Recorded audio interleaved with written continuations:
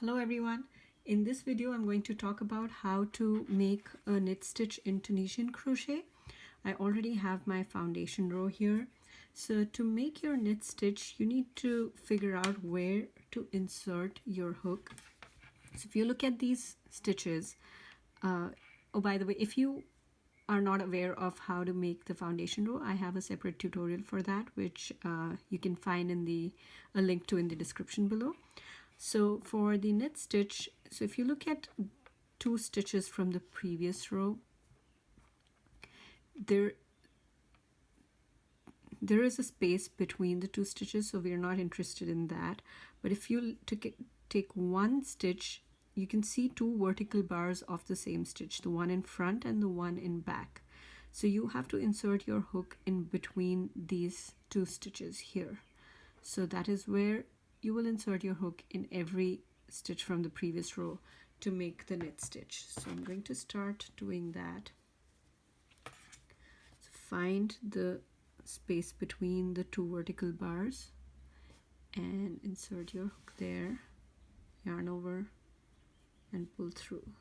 Continue doing that throughout the row. So find the space between the two stitches, the two vertical bars, and yarn over, pull through. So I'm going to continue doing this.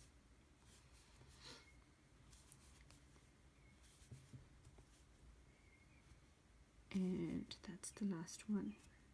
So to make the last stitch, I insert my hook into the there are two vertical bars here. So the last stitch is made differently. If you see, there are a total of 3 vertical bars. This one at the back, and then there are 2 here. So I'm going to insert my hook so that I pick up the last 2 vertical bars, yarn over and pull through. So that's my last stitch. So that's how it looks. Can't really see much right now, but to make the reverse pass, you chain 1, yarn over, pull through 2 loops for the rest.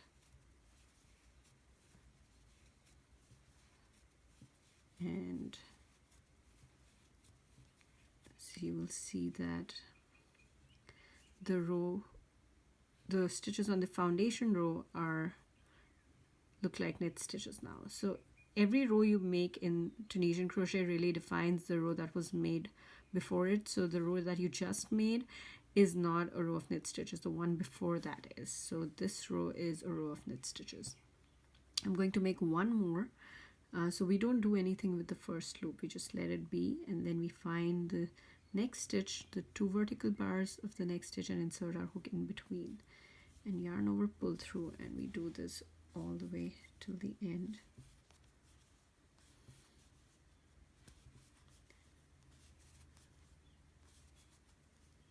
And for the last stitch, again we find the last 2 vertical bars, insert our hooks, so we pick those both, yarn over, pull through, and that's how it is. And I'm going to chain and yarn over, pull through 2 all the way to the beginning.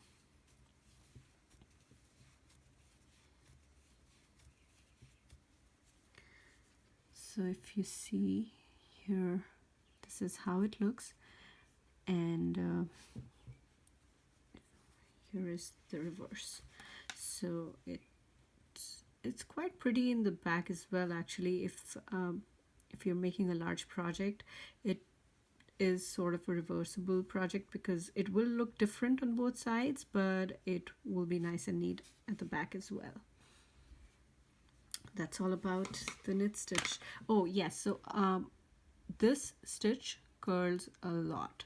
So if you see that you're pushing all the extra fabric to the back, all this extra yarn at the back, and that makes this curl. So you need to make sure you have an appropriate size hook. Go up a size if needed because this one really curls a lot. All right, I will see you in my other videos. Bye.